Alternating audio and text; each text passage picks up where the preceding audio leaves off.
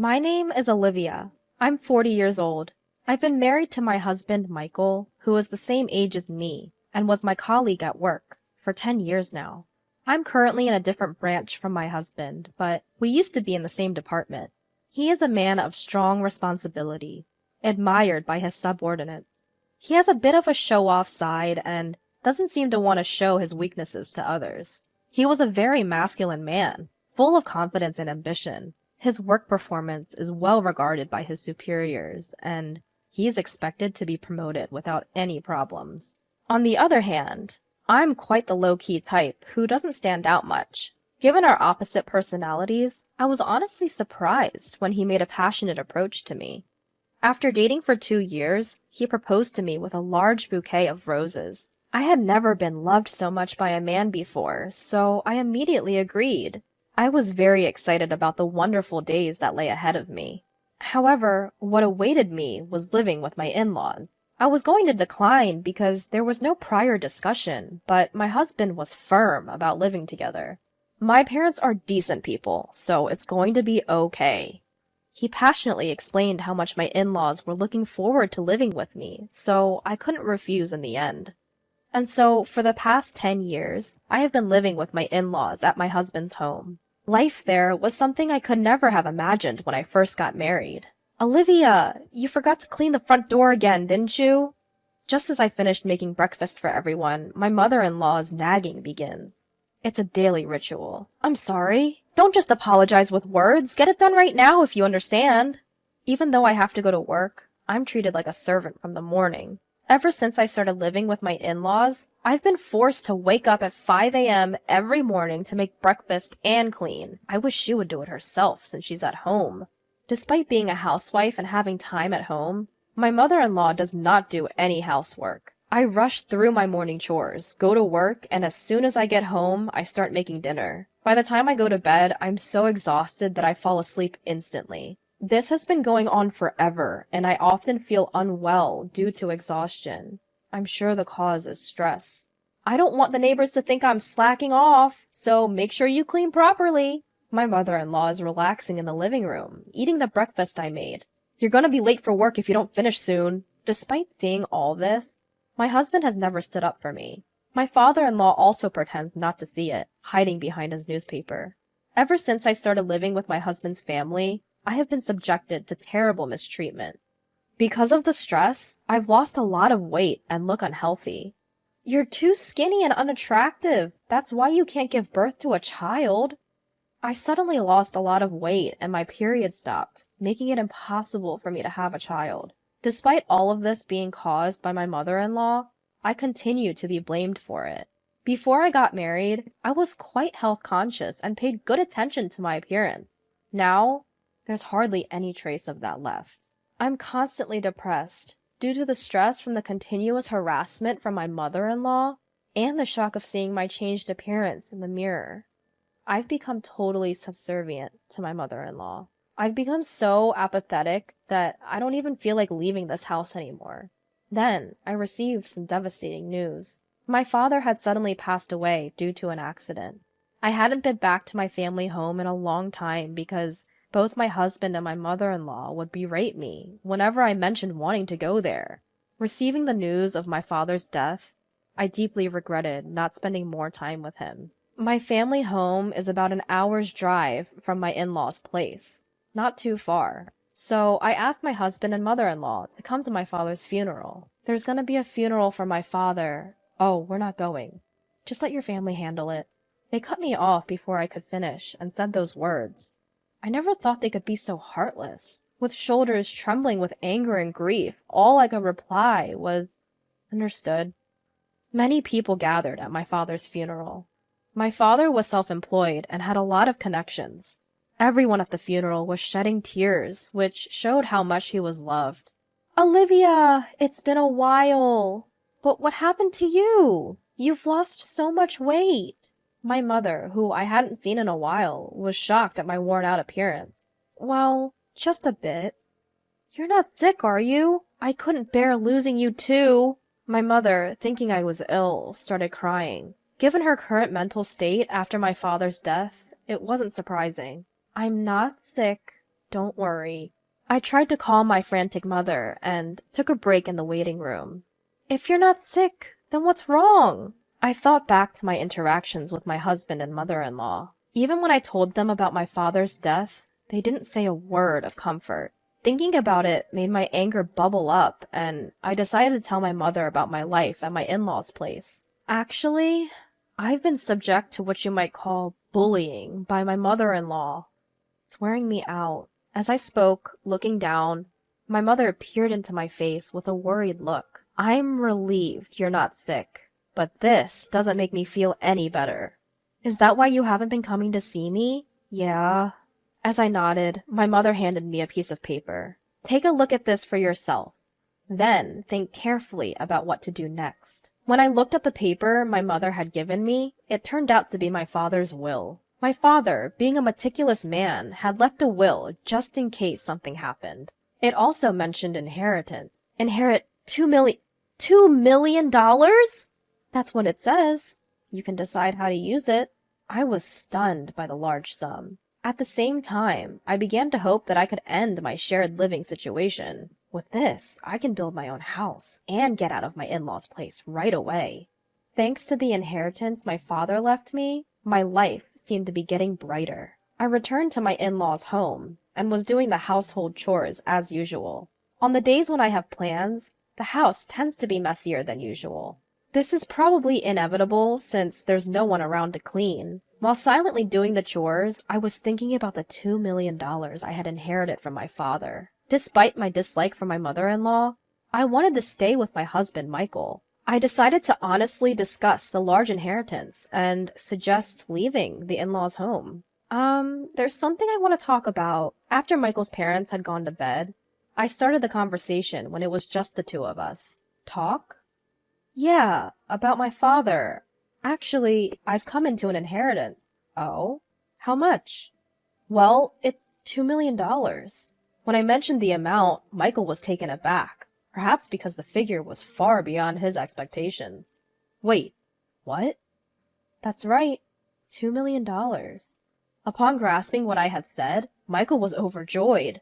He left you that much? That's generous. But about how to use this money, I was about to get to the main point, seeing Michael in a good mood. However, before I could speak, Michael suggested something outrageous. We need to transfer that money to my mom's bank account right away. I didn't understand what Michael meant. It was so absurd that I thought he was joking. No, why? I'm the one who inherited it, so that's not right. As I laughed and responded, Michael slammed the table angrily. What are you talking about? A wife's money belongs to her mother-in-law. It seemed that Michael did not realize he was saying something ridiculous. Seeing his serious expression, I felt scared. I'm sorry, but I don't understand what you're saying. All I wanted to do was suggest building a house for us to live together. But Michael didn't let me speak and tried to claim my inheritance for his mother. I couldn't sleep well that night due to the shock. The next day, while I was making breakfast, Michael and my mother-in-law approached me with angry expressions. Olivia, I heard about it. You inherited $2 million and you said you won't give it to me. Who do you think you are as daughter-in-law? My mother-in-law had already heard about the inheritance from Michael. But I'm the one who inherited it. Stop arguing and transfer it to my parents' account now. A daughter-in-law's money is our money. It seemed that they were determined to get the inheritance by any means. No matter how much I refused, they kept blaming me. As I fell silent, realizing my resistance was futile, Michael showed me a piece of paper. You're getting carried away because you've come into some money. I'm the one who's been supporting you. If you don't change your attitude, it's divorce. The paper was a divorce form. I've already signed it. Take this and go back to your parents' house. If you apologize properly, I might reconsider the divorce. I received the divorce form with Michael's part fully filled in. Staring at the divorce form, my past memories flashed back. I had never been financially supported in this house. I had been paying the same amount of living expenses as Michael, and all the household chores were my responsibility. I hadn't received any help or care. Despite that, they had always looked down on me. In the end, they were even trying to steal my father's money. If I stayed here, I might have felt so pressured that I would give them the inheritance.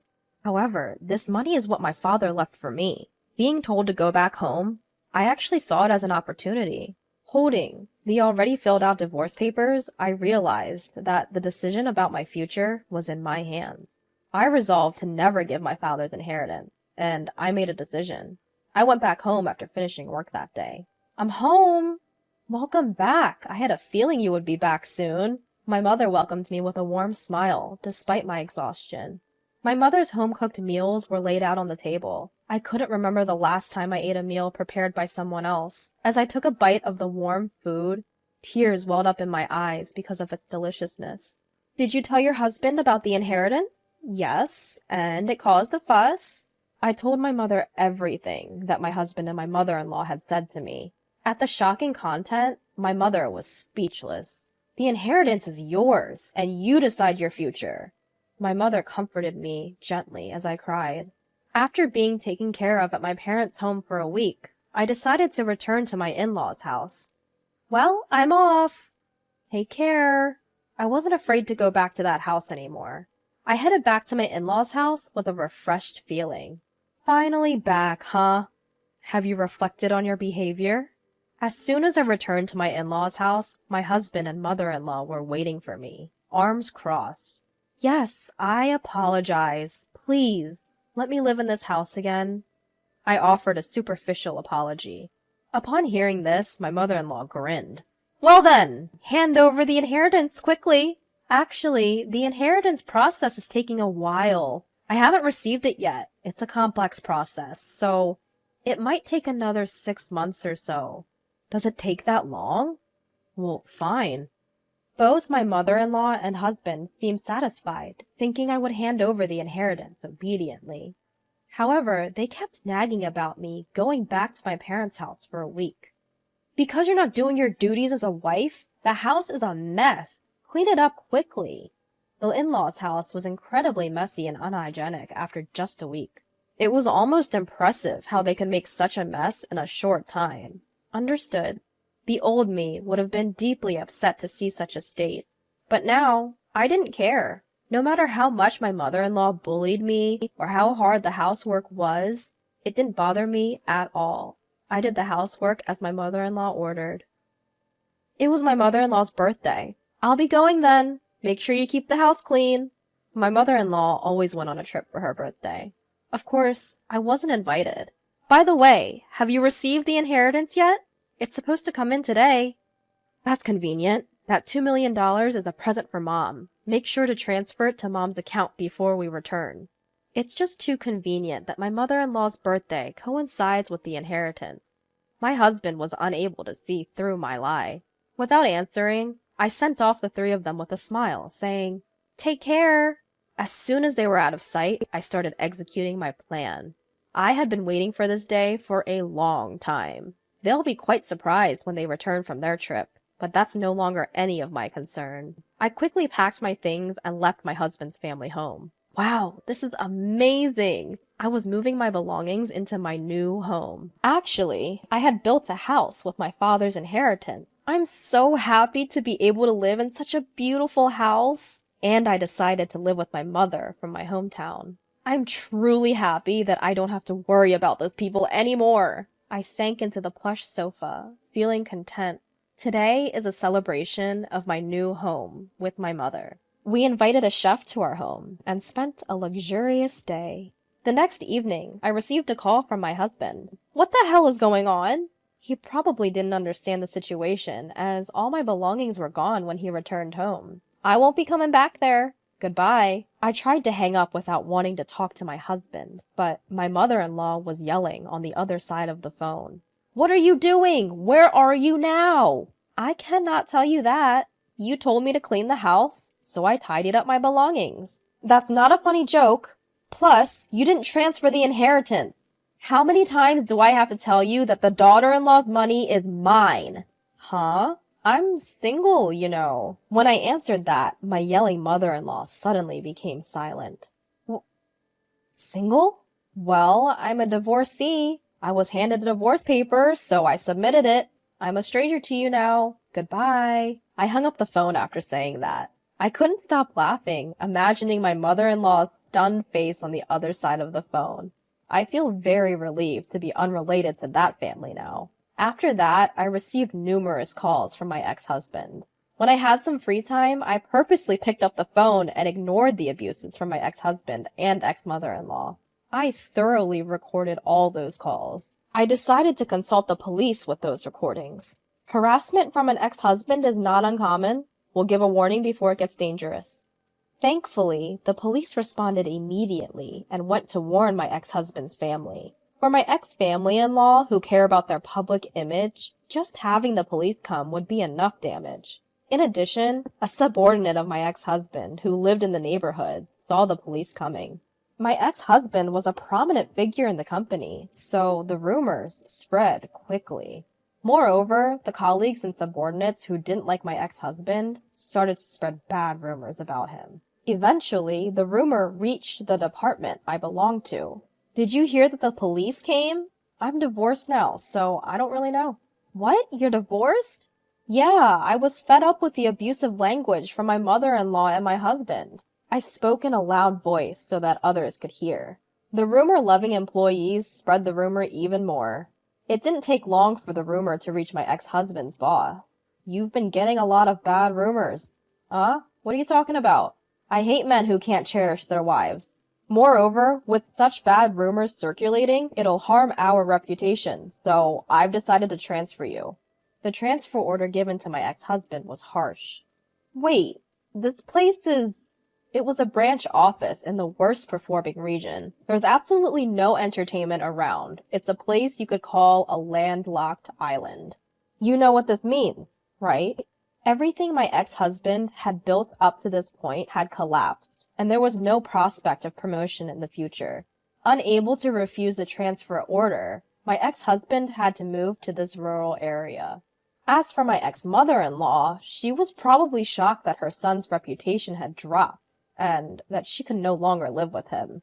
She ended up becoming a recluse, which led her to developing depression. There were also suspicions of dementia, as she often caused disturbances at home. My ex-father-in-law is desperately taking care of the drastically changed ex-mother-in-law. Even if there's no blood relation, a daughter-in-law is still an important family member. What happened to my former in-laws was simply karma for the harassment they continued to inflict upon me. Now, I'm living happily with my mother. We've even started gardening in our spacious yard. If I were still in that house, I would have never encountered this wonderful hobby. Having found a hobby has made me feel alive. My body, which was worn out from stress, is now healthy again. I'm so happy that I could cut ties with my former in-laws.